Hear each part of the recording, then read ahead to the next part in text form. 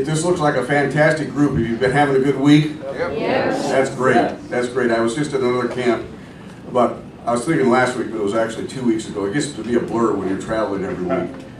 But it is fantastic to see the youth out learning some of this stuff so that they can take that back and help, one, their parents if they're not already here, or even their schoolmates and so forth if they're in public schools, what the real truth really is on these subjects in which you're getting indoctrinated if you're going to public school.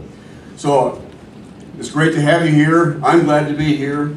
I have a PhD in ecosystems analysis, as also a minor in climatology, and I've done a lot of work. We did a multi-million-dollar a year research in global warming back in the late 80s and early 90s before I quit my job there to start doing what I'm doing right here. And so I'm very familiar with these subjects, both in the form of biodiversity and global warming and many other areas now. I've expanded my knowledge base. I'm going to be talking today off of my book called Plundered. It's a brand new book, it's only been out a few weeks. And I could talk for 6 hours on this, and I don't have that time obviously. I'm going to cover a couple key points. One is the IUCN. How many of you have ever heard of the IUCN? Nobody. Well, one person, Ann. And two. Okay, well, Hal, because Hal's heard me before. But it is really in our backyards. It is an international organization that really controls much of what's going on at the international and therefore the national level. Agenda 21 is the other area. The IUCN wrote Agenda 21, just to give you an idea. Also, I'm going to be talking about sustainable America and smart growth, because unless you understand sustainable America, you don't understand the full impact of Agenda 21. And smart growth is a key component of that that will influence you, especially if you happen to live in an urban environment. For global warming, I want to talk a little bit about the facts, myths, and a warning of what's likely to come, and biodiversity. So with that as an introduction, let's just take a look first at IUCN and Agenda 21. Agenda 21 is a 40-chapter document. It covers every aspect of our lives. Every aspect of our lives. They basically have a plan to tell you what you can do and what you cannot do. It is extremely controlling. It's supposed to make us live in harmony with Mother Earth. And I'll show you what that means in a moment. But understand this, it is something, if it ever gets into full implementation, will control all human activity across the planet. And the United States government is right up to its eyeballs in it. We're going to hit 3 chapters of it today.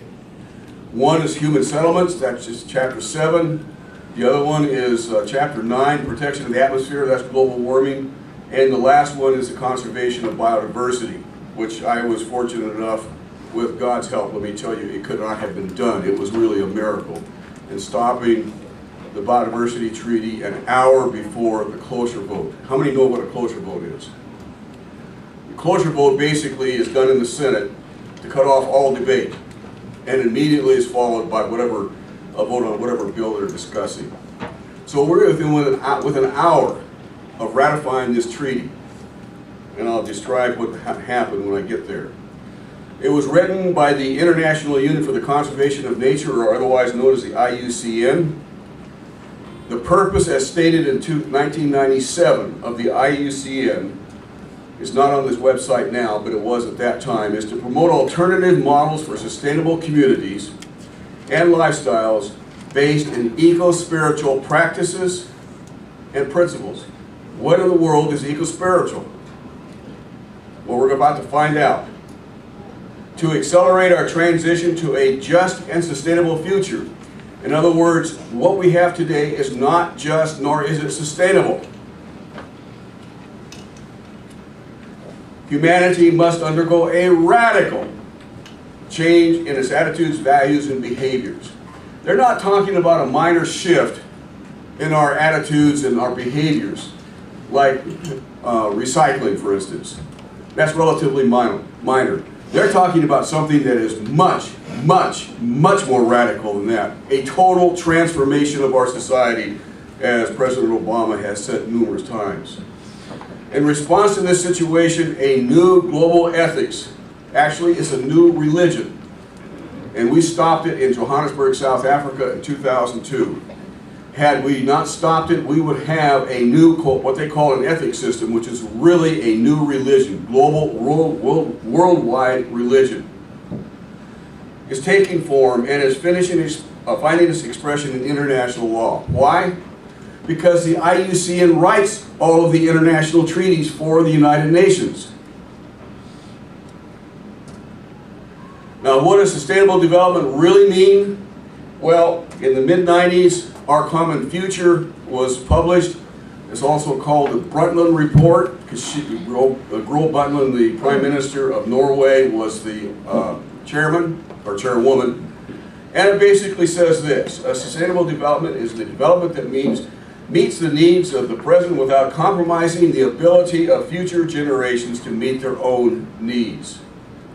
Well, there's some problems with that, but overall I think we could agree that it's not necessarily something that, or it is probably something that we want to have in mind when we do things. We don't want to jeopardize future generations. Although with what they're doing with our economy now, it's jeopardizing our future, no doubt about that. That's not the true definition that they're using, though. That's the public definition, and this is one of the things that you have to be really aware of when you listen to what's going on at the national, international levels, is they'll tell you one thing, but their really true goals are something radically different. The concept of sustainable development was first defined by the Club of Rome back in the 1970s. I'm not going to get into that. There's a very occult organization, European or international organization, and they assigned a guy by the name of Stephen Rockefeller. Now, you've heard a lot about the Rockefellers in previous days, but here you got the same family once again. He is the son of Nelson Rockefeller, the former governor of the state of New York. Basically, he guided the process from the Club of Rome through the IUCN and into the United Nations.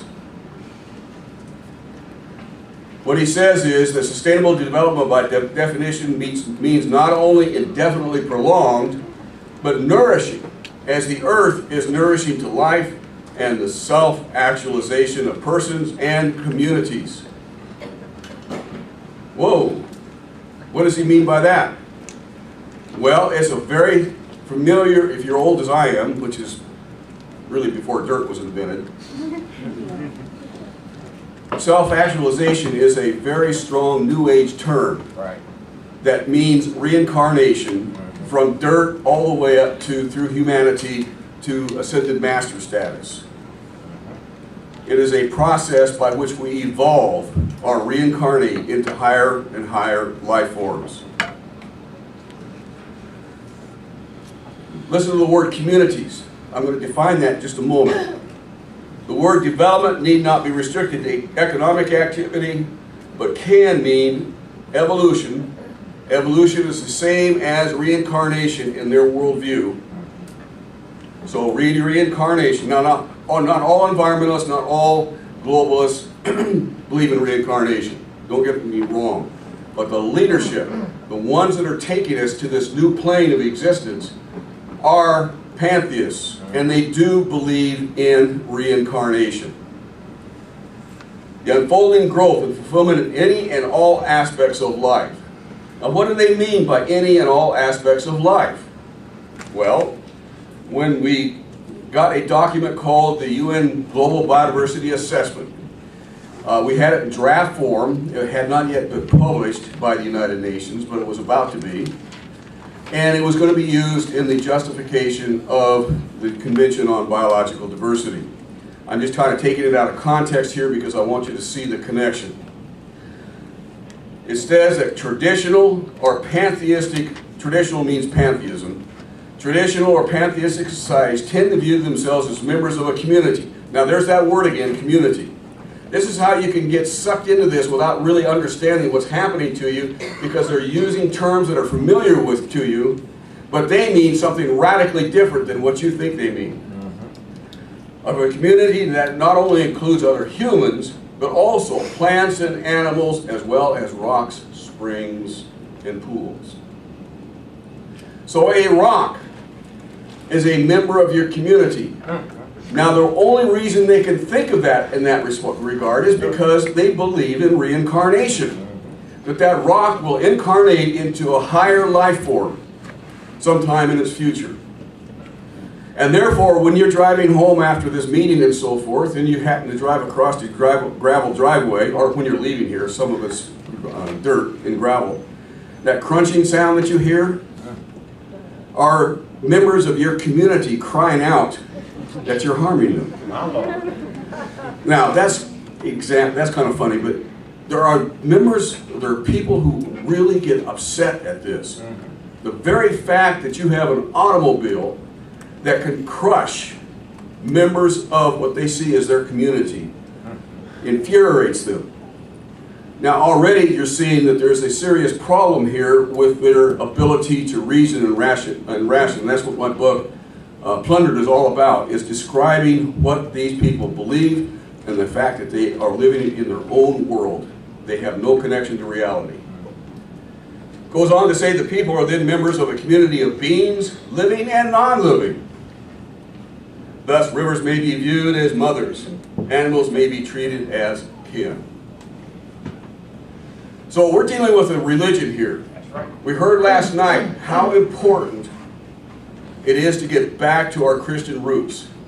The only thing that's really going to save this nation is your involvement, and especially a revival. It's got to be based in a revival, because we can take back the nation for constitutional, and within two elections it'll be right back to where we were before. Amen. Because it's not until we begin to understand the foundation, a Christian foundation, biblical foundation, that we can begin to see things God's way.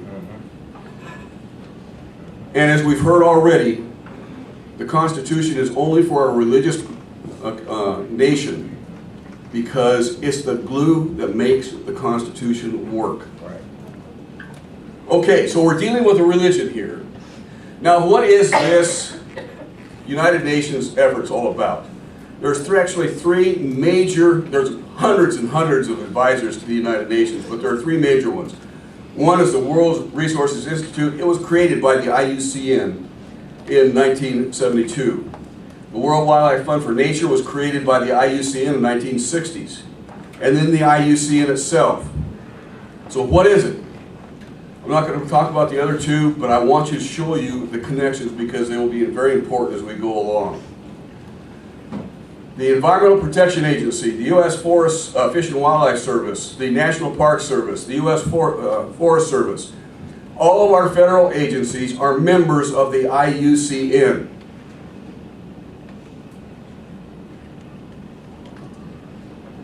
ICLEI, the International Council for Local Environmental Initiatives, is a planning organization right out of the United Nations.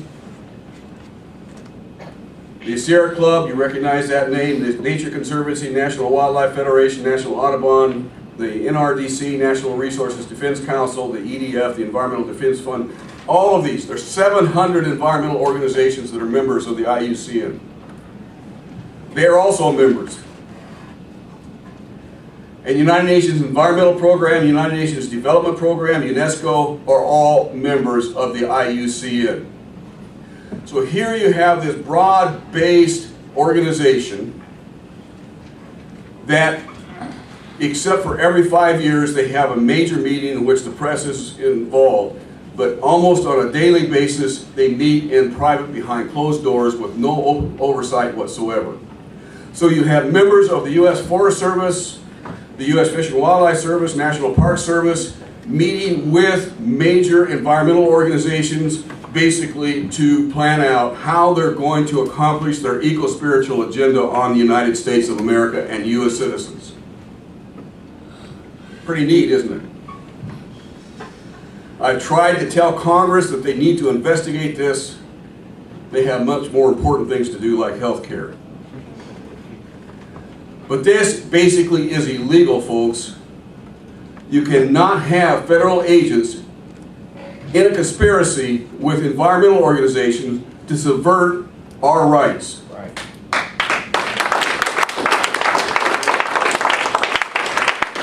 And that's what they're doing. Now, the most recent example of this, and I'll just give you a brief oversight of it, is the Sackett family. The Sackett family in northern Idaho had a plot of land, about a half an acre, that they wanted to build a home on. They got all the necessary permits from the local areas and so forth, the local jurisdictions, and started to clear the land for their building their home. They had done some leveling, and 3 EPA officials drove by, doing something else, I don't know what. They didn't even get out of their pickup. When they got back to the office, they issued a letter saying that the Sackett family was violating their wetlands, and they were going to be charged $37,000 a day if they did not restore the land back to its pristine condition, including planting some plants that never existed there in the first place. They had never been on the land. They just drove by. Worse, the EPA refused a hearing on it, an appeal.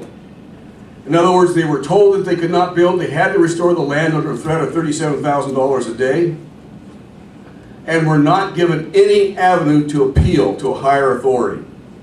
None. Well, this went through the court systems, and fortunate there was the Pacific Legal Foundation, took it on as a case right from the very start, because they went all the way to the Supreme Court, and to get a case to go to the Supreme Court is well over $1 million. Now the Sackett family obviously didn't have $1 million, but the Pacific Legal Foundation took the case. It finally went into the Supreme Court a year or so ago, and they issued their appeal, or their ruling, I think it was in March, maybe it was February. This is what Chief Justice John Roberts said. Because of the administrative compliance order, the EPA is really never going to be put to the test, because most landowners aren't going to say, I'm not going to risk the $37,000 a day. Roberts said all the EPA has to do is to make whatever finding it wants, anything, and realize that 99% of the cases it's never going to be put to the test. In other words, it's become the high priest of America. It decides what you can and cannot do. If you're rubbing the shoulders the wrong way with the EPA, they can fine you however they want to. You have no recourse. None. Justice Samuel Alito said this: it would have put the property rights of ordinary Americans entirely at the mercy of the EPA employee. And that's true, it would have. They ruled against it. In fact, it was 100% of the Supreme Court ruled against this. In fact, all of the progressive members, as well as the conservative members of the Supreme Court, basically ruled against the EPA. Now, is that going to stop the EPA? No. They'll do it again and again and again, because there's no penalty involved as far as they're concerned. And they got very deep pockets. They can carry out a case for 10 years if necessary. No problem, but they want to subvert your rights. That is their whole purpose, as we just heard one of their employees say. He got fired for it because he told the public about it. But he says he likes to basically destroy human rights, much like the crucifixion of Christ. That's the example he used, is to destroy people. That's the mentality inside the EPA. So they're going to do it again, regardless of the fact that the Supreme Court ruled against it. The only way you can get them to stop, and it's been done, is to not go to the U.S. District Court to fight your battles. If you ever get in this situation, remember this: if it's a constitutional violation of your rights, don't go to U.S. District Court. Don't don't do it. Your attorneys will demand that you do it. Don't do it. Because the attorneys, that's the only thing they learned in law school. Go to the U.S. Court of Claims. That's the constitutional court. If they, and I don't know what's going to happen with the Sacketts, they have to go back to court to claim, to get any damages from the EPA for what happened. But once you go to the Court of Claims, guess what? You've got the ability to go into discovery. You can go into all their records. You don't even have to get any permission. You can just do it. And let me tell you, once you get into their records, they go berserk. Because there's all kinds of evidence of a conspiracy and a deliberate effort to violate your rights in memos and so forth that they have made. They hate it. And in cases where they have gone to the Court of Claims, all of a sudden these federal employees start turning on one another and pointing the finger that he did it or she did it. It's a circus. Because your constitutional rights have been violated. And they can go to jail. And all of a sudden they learn a very fast lesson. Those constitutional rights are there for a purpose. And they can't just walk right over. Okay, another thing in my book Plundered, as I talk about, is Sustainable America and Smart Growth. Basically, we have Agenda 21, this 40-chapter document. It's called soft law. In other words, it doesn't have the form of law. We stopped it in Johannesburg in 2002. Had it actually been accepted, the Earth Charter, I'm not going to get into the Earth Charter, I just don't have time, but it's the religion itself. We stopped it. Had that been accepted as a new world ethic, a new convention or a new treaty would have been brought out called the Covenant on the Environment and Development that would have made it illegal for you to do 90% of what you're doing today with the force of law. But anyway, Agenda 21 was introduced, it was actually written in the 1980s, introduced to the world. It was signed by President Bush. President Clinton created the President's Council on Sustainable Development in 1993. It went and was created into what is called Sustainable America. Now, Sustainable America is the document by which we really need to work through, not Agenda 21 itself. Sustainable America is the United States version of Agenda 21 and how we're complying with Agenda 21. It's the legal instrument by which all this is happening. Agenda 21 has no force of law here in the United States, but Sustainable America does, and this is how they do it. Basically, when that came out, they also issued 7 sub-documents on eco-efficiency, transportation, natural resources, population, public lands, and so forth, sustainable communities. All of these different aspects of our society now are guided by Sustainable America. Sustainable America is basically the new marching orders for every single federal agency. So now every federal agency has changed its mission statement or purpose to meet the requirements of Sustainable America, which means that any agreement that you sign with any federal agency, any money that you receive from the federal government in any form, any of these things are linked back to Sustainable America and also then Agenda 21. So we have been implementing Agenda 21 for about 15 years now. Actually before that, and I'll explain why in just a moment. And nobody's even aware of it. If you go to your county commissioners who are implementing Agenda 21, they will have never heard of the name Agenda 21. They'll have never heard of the name Sustainable America. And yet we are implementing it. And that is the document, or that is the way in which to actually do this. We think a lot of Obama about him ignoring Congress and so forth and basically threatening the Supreme Court. But it started a long, long time ago. Natural Resources and Environmental Agencies, this is from the EPA, it's an internal working document dated August 6, 1993. I have a copy of it. Natural Resources and Environmental Agencies should develop a joint strategy to help the United States fulfill its existing international obligations. In other words, the Convention on Biological Diversity and Agenda 21.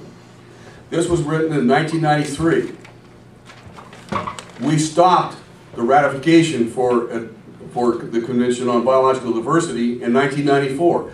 In other words, they were beginning to implement this treaty before it went even to the United States Senate for ratification. It goes on to say this. The executive branch should direct federal agencies to evaluate national policies in light of international policies and obligations to amend national policies to achieve international objectives. So here you have the EPA and other federal agencies made up of nothing but bureaucrats making new regulations to meet international law without one vote in Congress.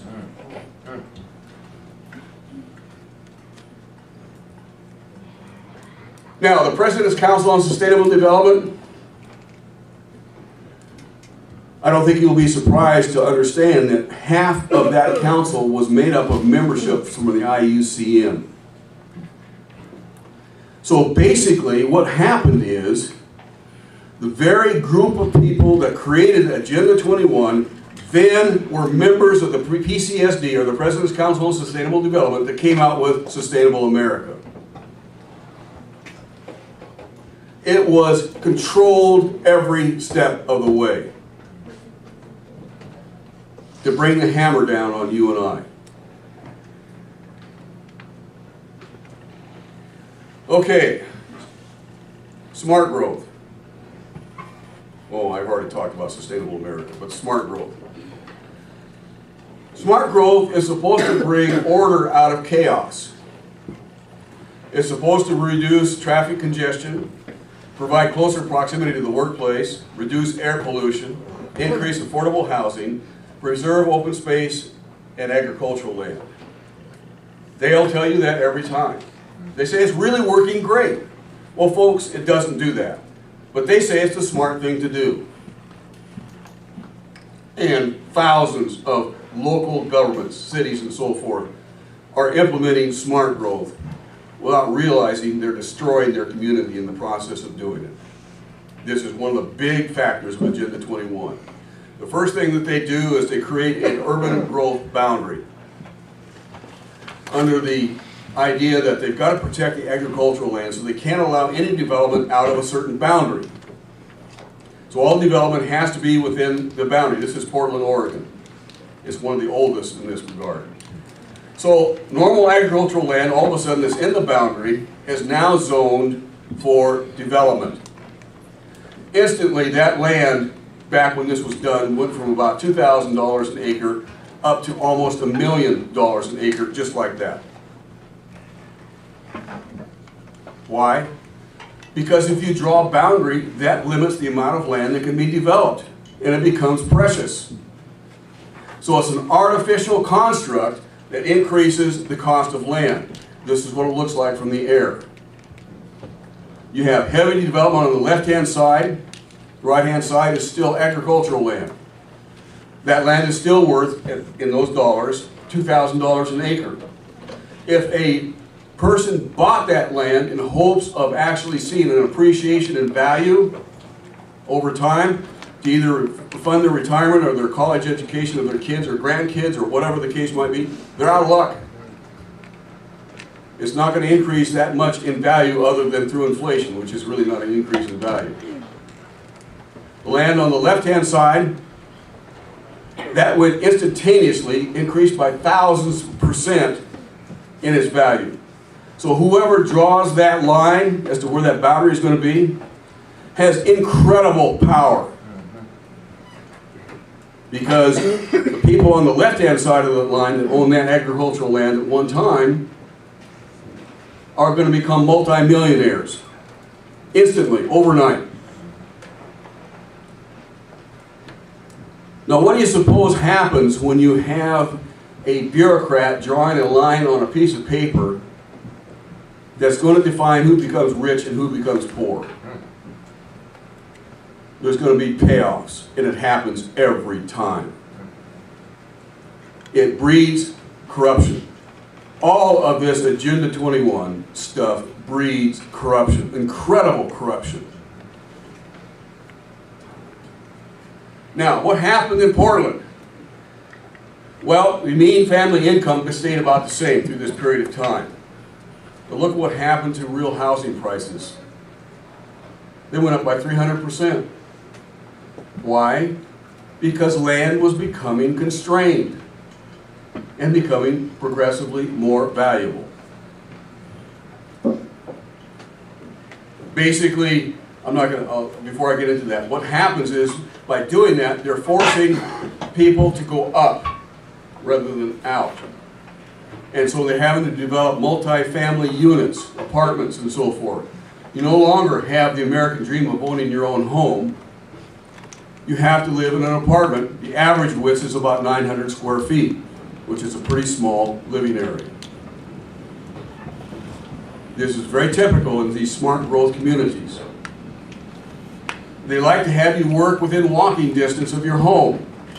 So the upstairs is usually apartments, the downstairs are usually shops and so forth. This is the vision that they have for the American public. Harvard did a study about the turn of the century in which they looked at the values of land and homes of a quarter-acre lot in cities and so forth that did not have smart growth. They averaged between $30,000 to $40,000, $50,000 at the outside for a quarter-acre lot. And that's been the case for generations and generations. That's about the value of land. In those areas that we have major smart growth implemented, it skyrockets. Huge increases, 6,000% in the case of the San Francisco area. And generally speaking, it gets more and more expensive as time goes on, until they're no longer able to afford housing. And then you have a housing crash, like we experienced in 2007 and 2008, in which people bought their homes or apartments or whatever at a certain level, and then all of a sudden found that they were worth much less. Much less.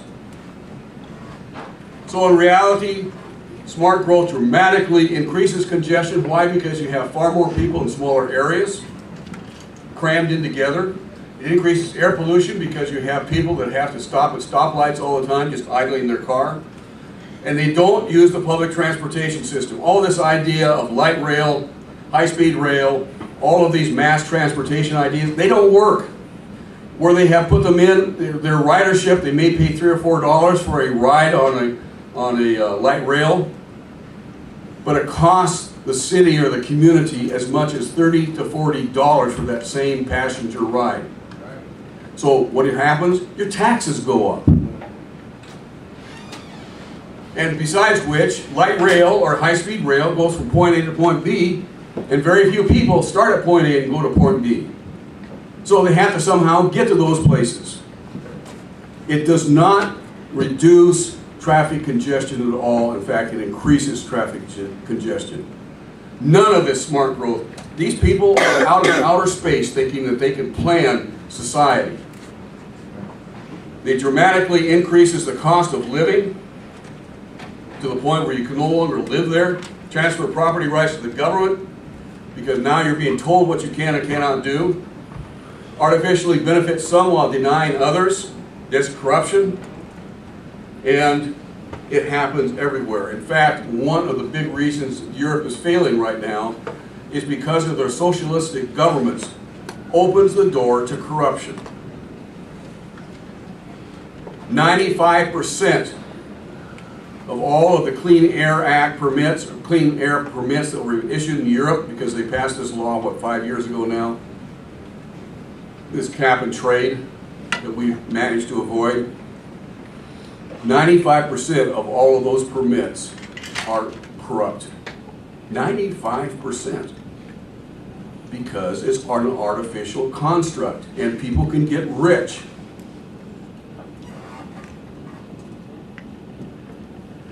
Now, the NGOs promoting smart growth, the American Planning Association, and the APA, it's called the APA, they wrote about 10 years ago the Growing Smart Legislative Handbook. They've increased it quite a bit since then, and basically this is a series of templates of how to plan smart growth in your community. So, and there's a lot of different examples, so they can actually lift one of these templates out of here and apply it to their community, put their name on it, change a few of the names in the document, and voila, they have a smart growth plan. And thousands of our communities across this country are doing this.